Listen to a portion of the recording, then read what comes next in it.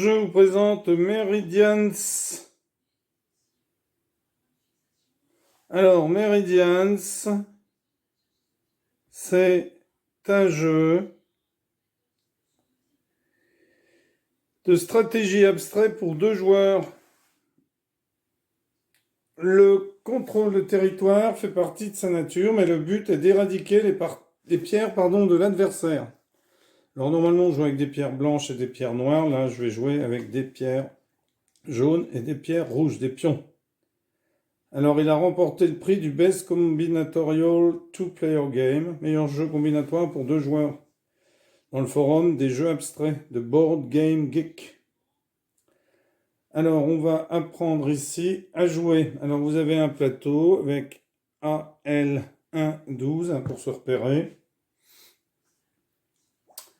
Donc, on gagne quand on a retiré du plateau toutes les pierres de son adversaire. Il a été créé par Canare Kato. Alors, le joueur qui a les pierres blanches joue en premier et peut placer une pierre à n'importe quelle intersection du plateau. Donc, une intersection, enfin, vous voyez, il y en a chaque fois que les lignes se croisent. De la même manière, les noirs, donc ici ce seront les rouges ensuite, les jaunes d'abord, les rouges ensuite, peuvent jouer sur n'importe quelle intersection inoccupée lors de leur premier tour. Alors, je vais jouer ici mon premier tour en D4.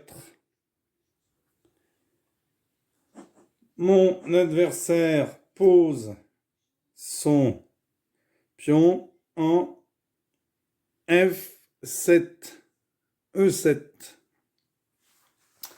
Alors, des groupes de pierres adjacentes, ça veut dire situées les unes à côté des autres, sont en danger de capture quand il n'y a aucun groupe ami dans une ligne droite vide, non bloquée à partir d'eux. Alors, ça peut être bloqué, par exemple, si j'ai un pion rouge ici, bien cette ligne droite est bloquée. Ceux-ci sont appelés les groupes morts.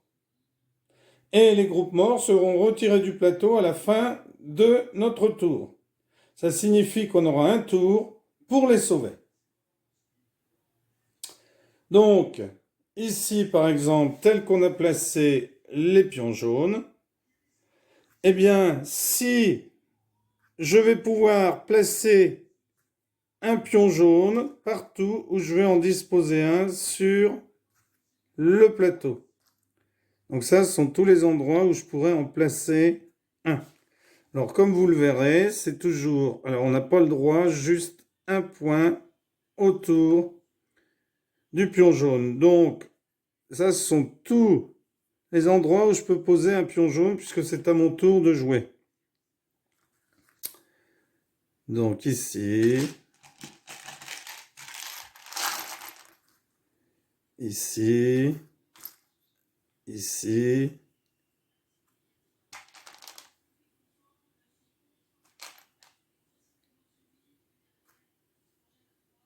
Voilà, et encore ici, et ici. Voilà la possibilité que j'ai de jouer afin que, si j'en place un n'importe où j'ai mis tous les autres jaunes, à part celui-ci qui était mon pion initial, eh bien, comme il est visible des autres, eh bien, j'ai la possibilité de le faire.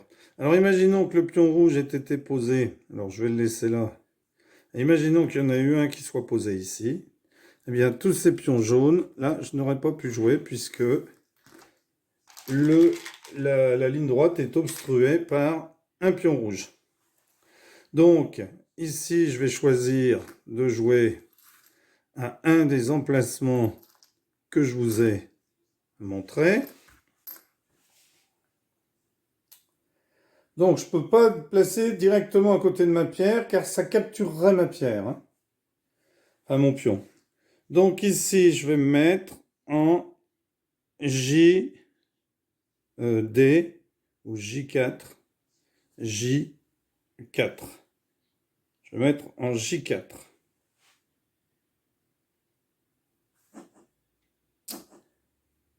Ici, mes pierres, alors noir va jouer, ici, et se mettre entre les deux jaunes. Donc ici, mes 2 pierres jaunes, elles peuvent être capturées. Si je ne fais rien, elles vont pouvoir être capturée, car il y a une pierre ennemie qui gêne entre elles. Elles ne se voient plus. Donc, je vais sauver mes pierres. Donc, j'ai plusieurs possibilités pour sauver mes pierres. C'est soit de mettre un pion ici comme ceci, visible des deux, soit ici. Donc, moi, je vais choisir de me mettre ici pour sauver mes deux pierres. Alors, mon adversaire décide de jouer ici et ici. Eh bien, je vais attaquer les pierres de mon adversaire. Je vais placer une pierre qui casse la ligne entre deux de ces pierres. Je vais placer alors une pierre, oui, un pion, c'est pareil. D'habitude, on joue avec des petites pierres comme le go. Donc, je vais placer un pion ici, ce qui casse la ligne entre deux de ces pierres. Donc, dans ce cas-là, j'ai capturé une pierre adverse que j'enlève du plateau et que je rends à son propriétaire. Par contre, ce groupe de deux pierres noires est sauvé pour le moment. Ici, mon adversaire décide de jouer là.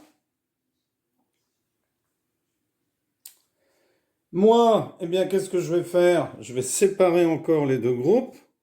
Donc, je vais jouer ici.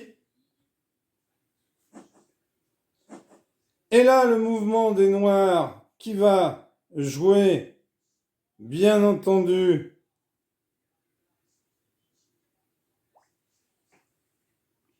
rouge va jouer. Alors, en jouant comme ceci, j'ai attaqué et capturé les deux pierres rouges qui ne voient plus cette pierre-là. Et je vais... Donc, rouge va jouer ici, par exemple. Et moi, eh bien, je vais rassembler mes pierres pour former un groupe plus important. Je vais me mettre ici de manière à ce que j'ai 5 pierres. Et puis, vous voyez, l'autre est toujours avec elle au niveau visibilité, toujours sur la même ligne, que ce soit ici ou que ce soit ici. Mes pierres sont toujours en vie parce que le nouveau groupe de 5 pierres, a toujours un chemin en ligne droite allant jusqu'à la pierre blanche solitaire sur le bord. Vous voyez? Mais on peut capturer ses propres groupes. Et à un certain moment, ça pourra être le seul coup légal qui nous restera dans la partie. Alors, vous allez voir ici, par exemple, que rouge, on va mettre une pierre qui va faire en sorte que ça capture les deux autres.